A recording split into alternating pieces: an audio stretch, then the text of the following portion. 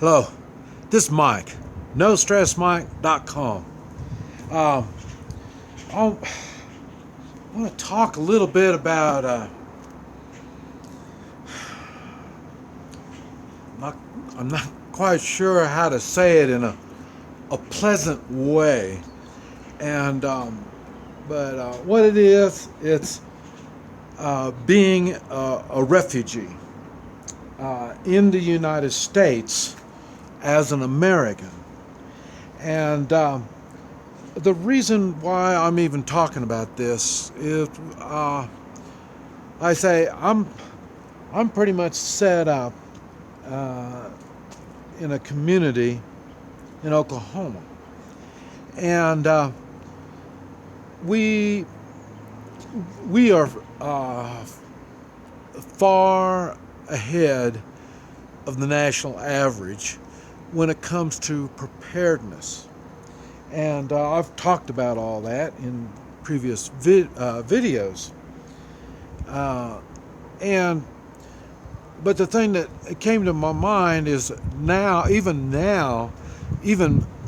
this community is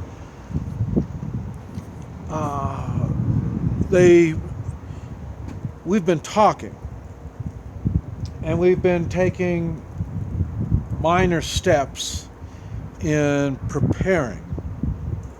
We've been organizing three-man militias in all different types of uh, uh, you know, scenarios, and a lot of it I'm working with people that are in first responders and emergency, law enforcement, military, either active or past. I work with a lot of these people already. So what we talk about isn't strange to anybody. But now we're to the point, we've noticed, see a lot, not everybody's into prepping and all this kind of stuff. Now more and more of the family members are seeing the writing on the wall. And now we've been having these same family members that didn't really, just kind of ignored all of us, are now starting to ask questions. And now they're starting to think. And but one of the things that they're thinking on is, how are we going to help these family members? Because I say these family members, they haven't been staying up, so they're way behind, and all they know is in the movies.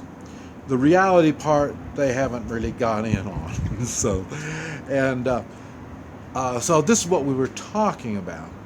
And they, like I say, they've been talking to their family members, and now their family members are thinking, and now we're ready to move to the next step on what they should be thinking about. And one of those things is housing. It's funny because we've got some that are, I say, well, they're buying lots of large quantities of rice and beans. Rice and beans is a good, stable foundation for a diet. If you don't have nothing, the work's good. So they're doing that, but also it's the housing part, not only the feeding and caring for people, it's the housing. And this is something you need to think on. Now, I've already mentioned I've got a school bus. Now, I've already got, well, I'm when I'm in my area there, I am normally housed in a house. And but the reality is there's going to be family members coming in, and it's going to be a shock to their system when they have to come together. The American way is everybody has their own dream house, and that works good when the American way applies.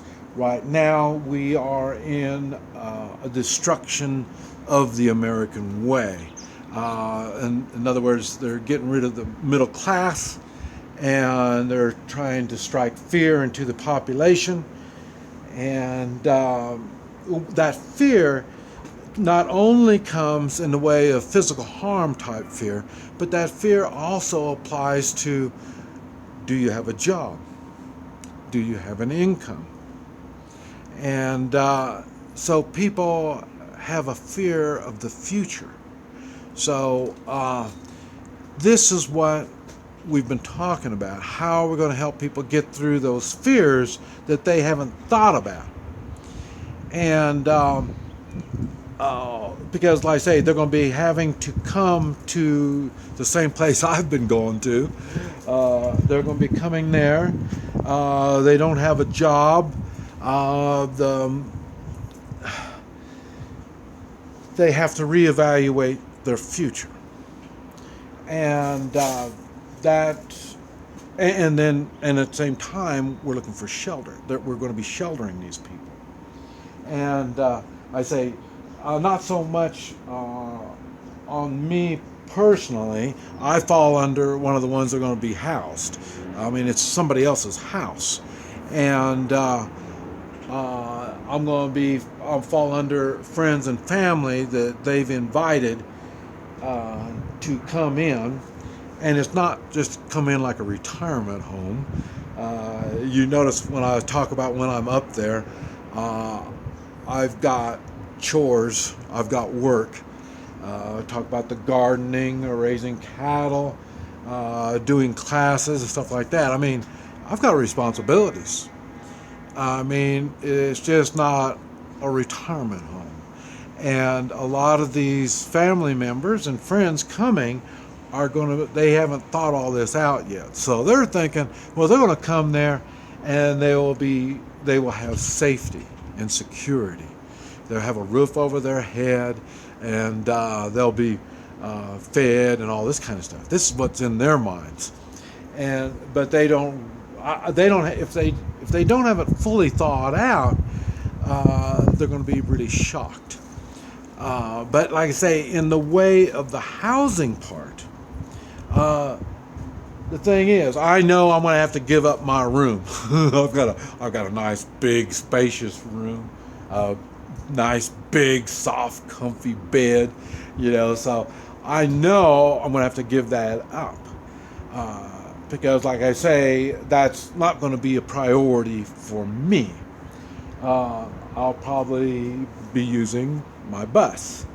My bus will be my bed, my bed and my space. And, half of it will be.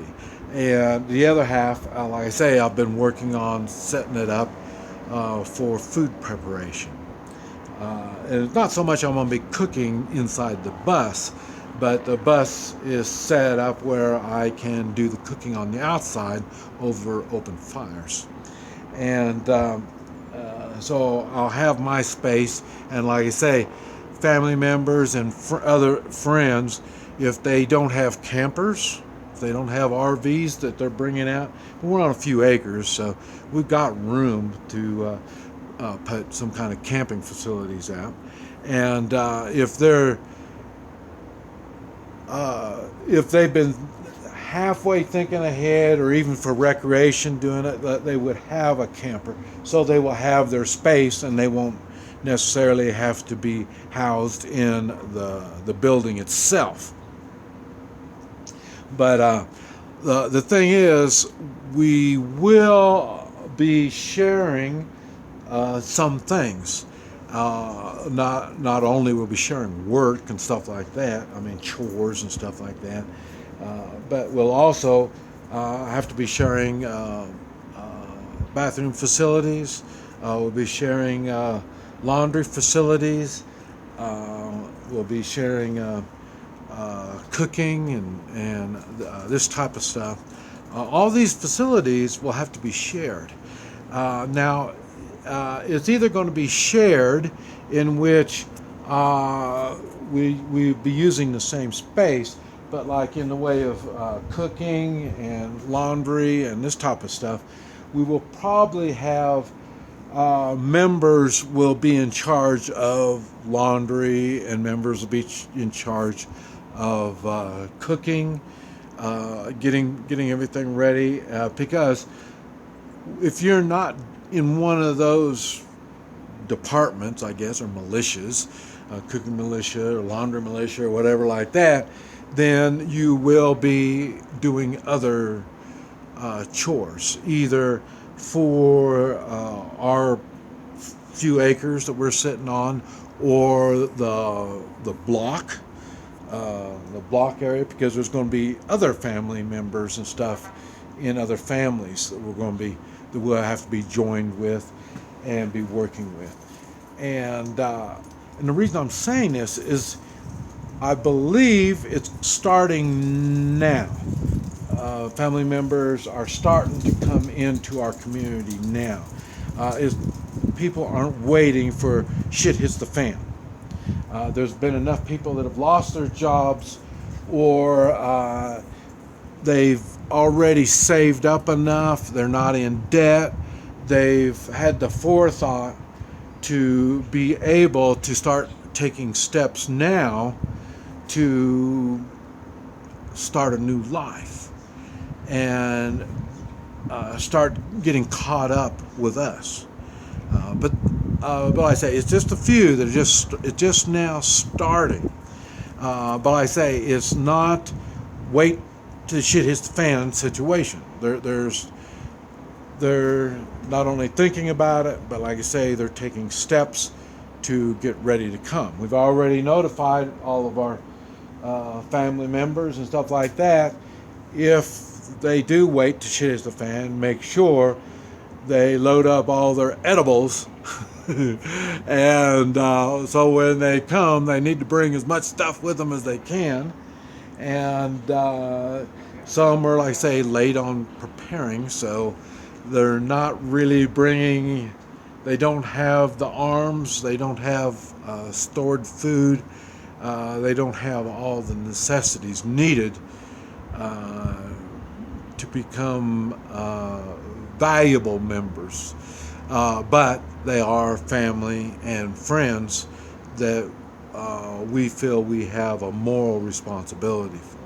So we're taking those steps right now, and we're thinking and preparing. This is Mike, NoStressMike.com.